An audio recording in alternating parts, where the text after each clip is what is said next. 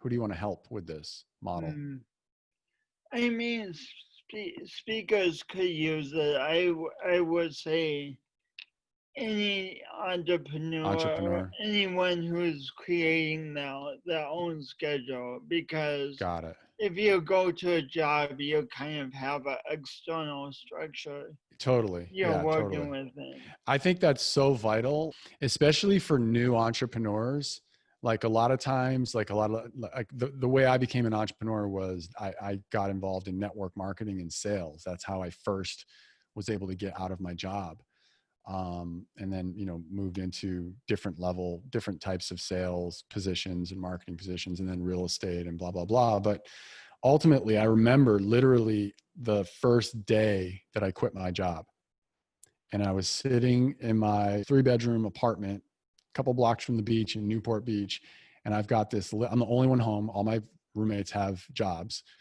Couple And blocks away from the beach in from the Newport beach. Beach. Yeah, that's when I That's first a moved to California. I knew uh, nobody. So I was young. I knew nobody. I was like, I need to be around where the action is. So I moved a couple blocks from the beach on the peninsula. It was freaking awesome. oh my gosh. A little crazy Yeah. after a few years. I had to move out of there. It was a little nuts. I was getting a little too old. I moved in at like 27, I think. And by the time I was 30, I was like, oh my goodness, I got to get out of here. But anyways, I remember I bought this little IKEA desk, and I affectionately called it my play school desk. And I'm so mad my wife made me sell that thing a couple of years ago, because it was like the desk that got me out of my job, right? Is it Um, the desk, the two size fold up?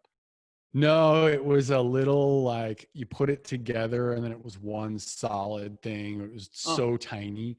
It was like this little birch colored tiny little desk.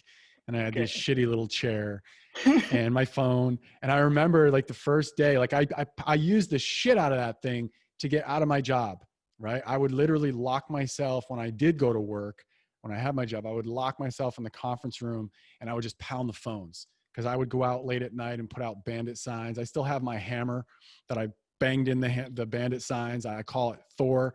And then I got my staple gun to put my little thing. That's Thor and Stanley. I still own those two things, but I got rid of the desk. So that's how I got out of my job. And so first day, and this is going to come back to what you said, first day out of my job, I'm sitting here on my couch, a couple blocks from the beach, watching these girls in bikinis walk by. And I'm just like, all right, what the fuck do I do now? Like, I had no structure. Like in a job, at least you have structure. And Mhm. people think they want all this freedom, but really what they need when they quit their job and when they become an entrepreneur, is they actually need structure. And what you'll find, what I have found, is that structure actually creates freedom. Structure actually creates freedom, right? You need that structure to know, all right, in the morning, I'm going to get up, I'm going to do this. And then my call block is from 10 to 12.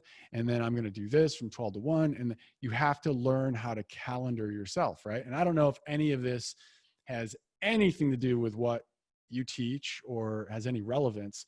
But what I'm saying is, I'm if you taking were notes. if you were to work with new entrepreneurs, that is something that maybe on the surface they don't think it's important. It's kind of like chocolate covered broccoli. New entrepreneurs really want, and that's my I wife. So have a prop for you. nice. If you quote that, you got to quote my wife, Mayumi, because she came up with that. So, but I say it all the time, because what new entrepreneurs probably want is, Jason, tell me how to make more money. How do I do this? But what they really need is the broccoli. What they need is the structure. And they don't know that typically in the beginning. But I Mhm. know that once I had that, that's what really created freedom for me. And it created the ability for me to just relax and know, all right, now I know the bumpers that I need to operate inside of, and I just need to get this shit done. Otherwise, it's like, do I do this? Do I do that? Do I do that? Do I do this? And then you end up doing nothing. You end up following the girl in the bikini down to the beach, right? And like, oh, I'll do it later, right? So yeah, I needed that structure. So anyways, that's a very long way of saying, I have no idea if that aligns with anything that you're teaching, but I know that that's important as an early stage entrepreneur anyways, but I would say probably any entrepreneur. How you told the story, complete with the girl in the bikini and the IKEA desk. Stanley and Morgan? No. Thor and Stanley. Thor and Stanley. It was really nice. What have you done to develop your storytelling skills? Speak on hundreds and hundreds and hundreds and hundreds of stages. And I hired some of the best coaches out there. You know, Jeff, I didn't end up going through his program, but I hired him one-on-one, paid him a bunch of money. And I worked with him for a couple months right before he moved to Ecuador.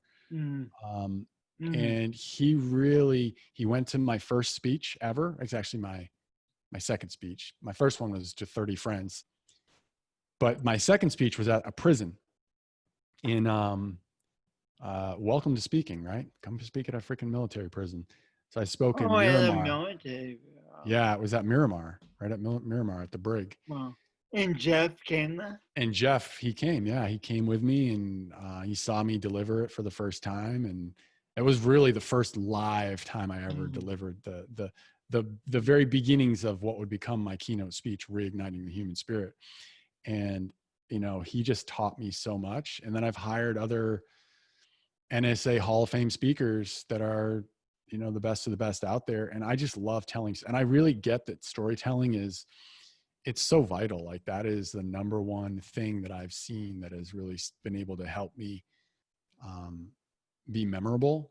And when I teach my students how to tell stories specifically, because there's a specific way to do it that really I feel is world class. So thank you for the acknowledgement. A lot of people have been telling me that lately. So I'm receiving that acknowledgement, a lot of hard work and a lot of just telling the stories and seeing the reaction and then tweaking it and telling it again and seeing the reaction and just telling it and seeing the reaction. It's all about that repetition, you know, and getting the right guidance from the right coaches.